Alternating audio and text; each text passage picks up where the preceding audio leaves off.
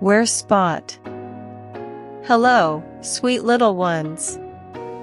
Welcome to a brand new and exciting story. Have you ever looked for a little friend who was hiding? Today, we're going to look for Spot together. Are you ready? Then let's all say together. 1, 2, 3.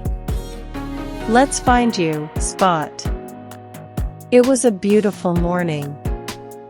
Miss Sun was smiling, and the birds were singing. In the cozy home of a kind little girl named Sally, everything was neat and tidy. Mom called out, "Sally, it's lunchtime. Please bring Spot too." Sally answered with a smile. "I'll bring him right now, Mom." But when Sally looked at Spot's sleeping basket, she said in surprise, "Oh no! Spot's not here."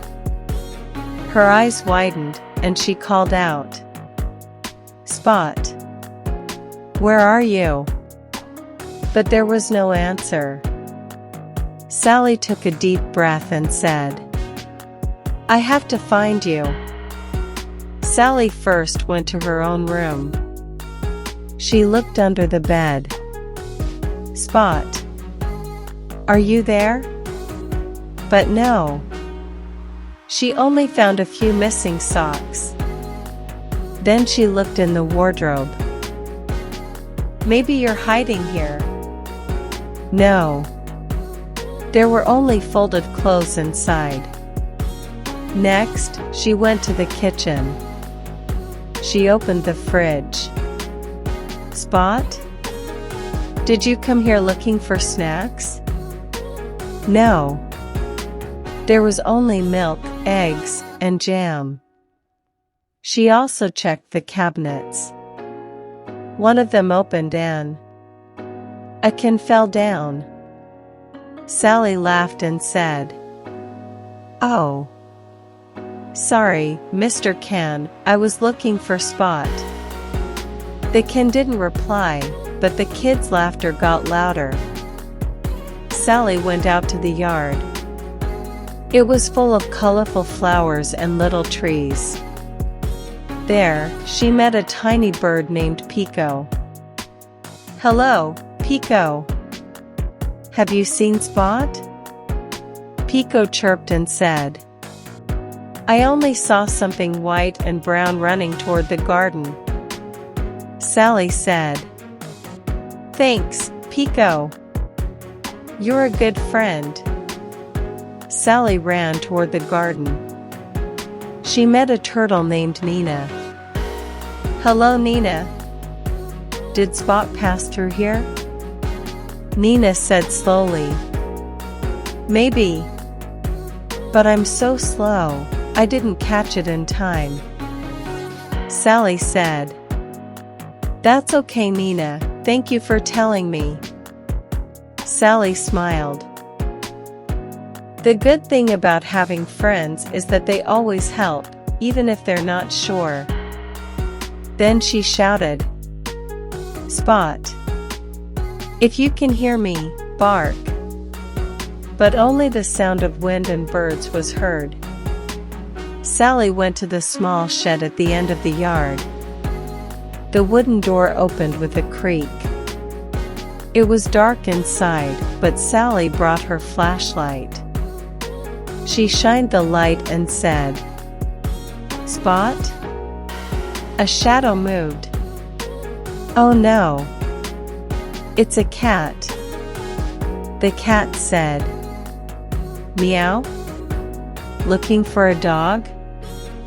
I don't like him." Sally politely said, "That's okay. Thanks for telling me." Sally said loudly, "So Spot's not here either."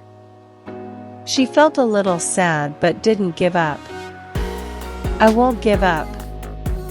Because Spot is my friend, and I never leave a friend alone." Just then, from the little forest next to the house, a faint bark was heard. Sally said. Listen, kids. Did you hear that too? Yes. A soft woof woof sound. Sally, hearing the bark, immediately ran toward the trees behind the yard. There was a small, green forest, full of trees and tall bushes. Sally stopped and said, Spot, I heard your voice. I'm coming. Then she said to the kids, You help me too. Let's say together, Spot. Where are you? The trees cast shadows and bird sounds echoed around. A little bunny jumped out from behind a bush. Sally said, Hello, kind bunny. Did you see a little white dog with brown spots? The bunny smiled and said, Yes. He ran past me. He looked really happy. Sally said, Thank you. You helped a lot. Sally followed the little paw prints left on the soil. Kids, look. These could be Spot's footprints. The tracks led to a small stream. On the other side, a green frog was sitting. Sally said, Hello, cool frog. Did Spot pass through here? The frog said, Ribbit, ribbit. Yes, he jumped across the stream. But his paw got stuck in the mud. Sally said worriedly, Oh no. I have to go help him. But the stream was deep, and Sally couldn't cross it alone. Just then, Turtle Nina came from behind a tree. Sally, I can help. Hop on, and I'll take us across. Sally happily said, Wow. Nina, you're brave and kind. Sally carefully rode on the turtle's back, and they crossed the stream. On the other side, Spot was stuck between two bushes. Spot. The little puppy barked happily. Woof woof. Sally ran to him, pushed the bushes aside, and hugged Spot. My little friend. Where did you go? I was so worried about you. Spot stuck out his tongue and licked Sally's face. It was like he was saying, Sorry for making you worry. Sally said, It's okay. I'm just glad I found you.